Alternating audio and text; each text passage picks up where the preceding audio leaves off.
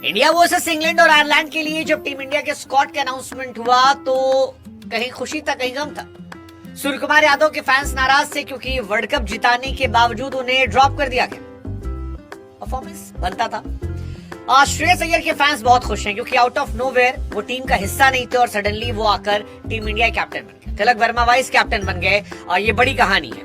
अभिषेक वर्मा बने हुए हैं। Vaibhav Suryavanshi youngest ever player बन गए हैं जिन्हें T20 स्क्वाड में दुनिया के किसी भी फॉर्मेट में मौका दिया गया है। वैभव आए हैं, 2 सीरीज है, आई एम श्योर खेलने का मौका भी मिलेगा, तो वैभव शायद यंगेस्ट इंडियन प्लेयर बन जाएंगे जो खेलेंगे। उसके बाद विकेट कीपर में संजू सैमसन, ईशान किशन को रखा गया है। बहुत मारामारी होने वाली है। अगर वैभव खिलाओगे तो किसे खिलाओगे? वैभव खिलाओगे तो टीम बेहतर होगी, ये पता है, लेकिन किसको हटाओगे मेरी समझ से परेगा। ऑलराउंडर्स की भरमार है। आपके पास नीतीश कुमार रेड्डी हैं, यू हैव अक्षर पटेल, यू हैव वॉशिंगटन सुंदर, यू हैव शिवम दुबे। इनमें से ऑलमोस्ट सारे प्लेयर अच्छे हैं। गेंदबाजी इस पूरे कॉलम में सबसे कमजोर मुझे नजर आई क्योंकि रवि बिश्नोई हैं जिन्हें अपनी आईपीएल टीम में खिलाया नहीं गया। सिराज की T20 में वापसी हुई है। देयर इज हर्षित राणा जिन्हें कमबैक हो रहा है, अर्शदीप सिंह, वरुण चक्रवर्ती एंड प्रिंस यादव। भुवनेश्वर कुमार जिनको लेकर हम लोग आस लगाए बैठे थे उनको जगह नहीं दी गई है। एक बार फिर वाइस कैप्टन जो है चेंज किया गया। बट अगर बड़ी हाइलाइट्स की बात करें इसमें तो अय्यर का आना, रिंकू सिंह, सूर्य कुमार यादव का जाना, आई थिंक ये बड़ी हाइलाइट्स है। और वैभव सूर्यवंशी का। अब इस टीम को आप 10 में से कितने अंक दोगे? आई थिंक अगर बॉलिंग से मैं 0.5 काट लूं तो 9.5 तो है क्योंकि आप सबको खिला नहीं सकते। 9.5 I will give this team. अच्छी टीम है। थोड़ा सा बॉलिंग में मुझे लग रहा है कि क्या होगा, तेज गेंदबाजी खास तौर पर क्योंकि सिराज, अर्शदीप, प्रिंस यादव यहाँ पर है।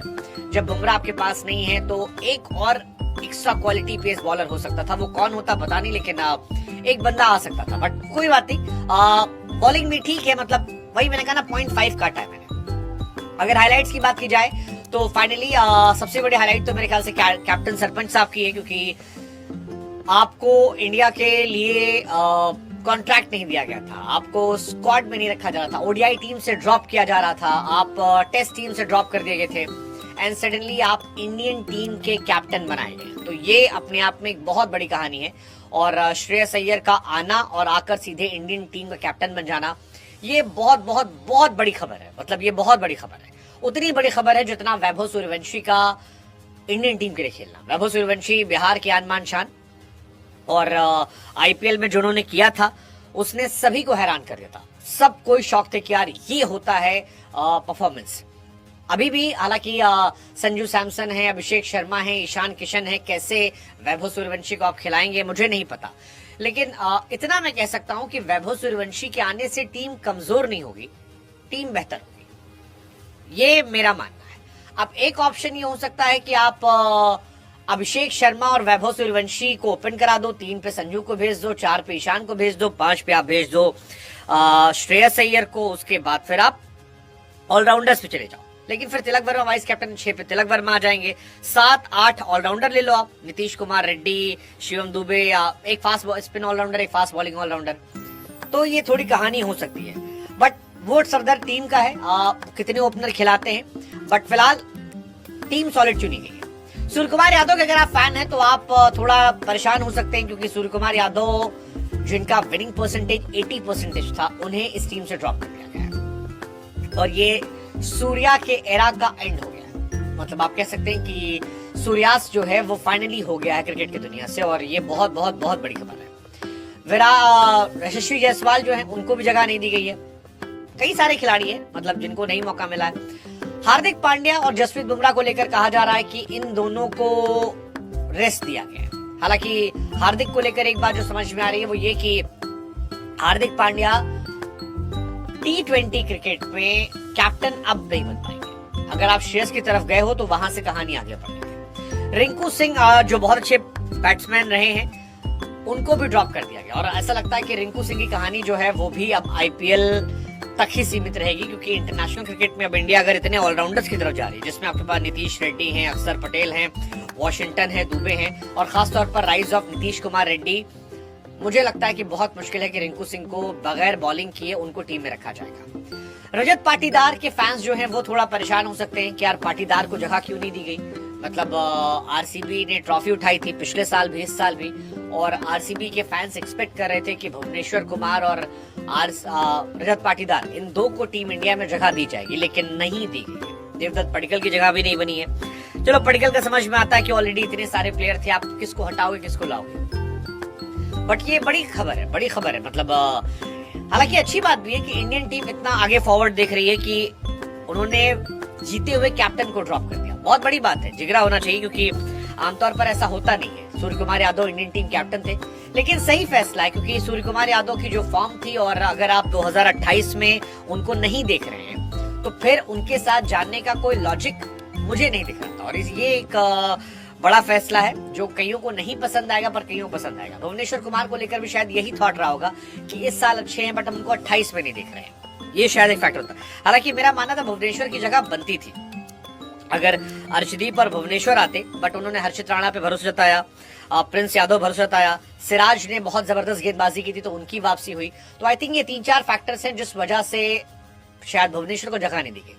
पाटीदार, उनको लेकर पहले भी खबर आई थी कि शायद टेस्ट टीम में जगह दे दी जाए, T20 में उनके लिए जगह नहीं बन रही, क्योंकि T20 में एक्चुअली जगह है भी नहीं। आप वैभव सूर्यवंशी खिलाओगे तो आप किसी को तो बाहर बिठाओगे, और वो बाहर बिठाने के लिए आपके पास प्लेयर होने चाहिए।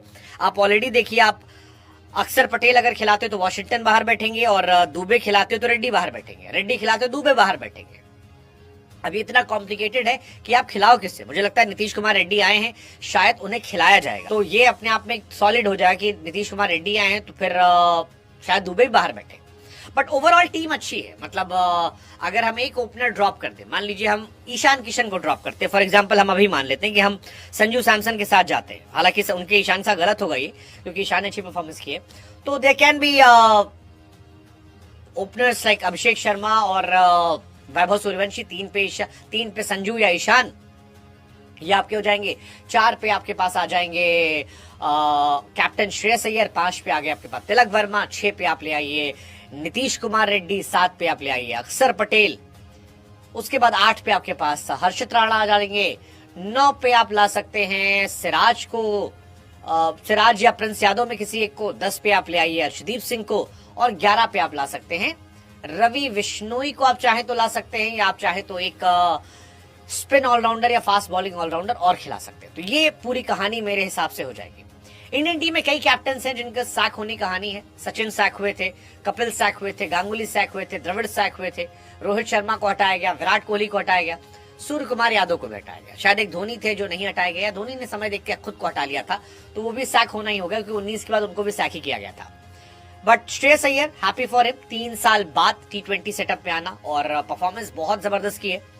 उनका लास्ट T20 अपीयरेंस जो था दिसंबर में आया था, और उसके बाद वो अब यहाँ पर पहुंचे। बीसीसीआई कॉन्ट्रैक्ट से ड्रॉप हुए थे, इंडियन टीम से ड्रॉप हुए थे, रणजी जीता, ईरानी कप जीता, आईपीएल जीता, सैयद मुश्ताक अली जीता, फिर आईपीएल डोमेस्टिक परफॉर्म किया, 2025 में परफॉर्म किया, इस साल भी अच्छा कर रहे थे, चैंपियंस ट्रॉफी भी गए, वाइस कैप्टन ओडीआई टीम में है।